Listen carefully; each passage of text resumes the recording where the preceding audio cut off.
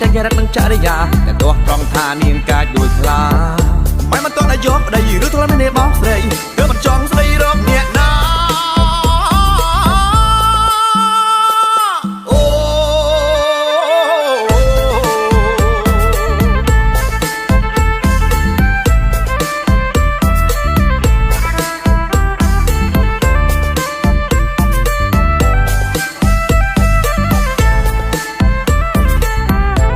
អូរណោ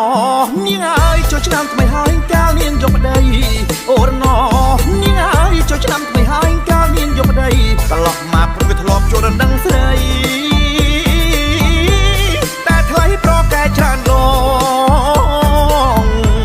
អូរណោនាងអើយឬមួយត្រាំត្រៃនាងនៅចាំបងអូរណោនាងអើយឬមួយត្រាំត្រៃនាងនៅចាំបងបើនាងបាក់ភ្លើងបៃតង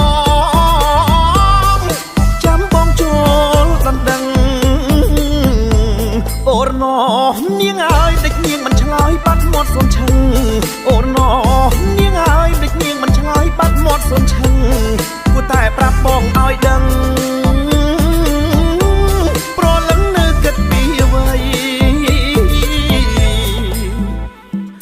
នាងខំប្រឹងខ្មើតដល់ណានាងស្អាតតែនាងអត់សង្សារនាងល្អតែចរិតនឹងចរិយាតែទោះត្រង់ថានាងកាចដូចខ្លា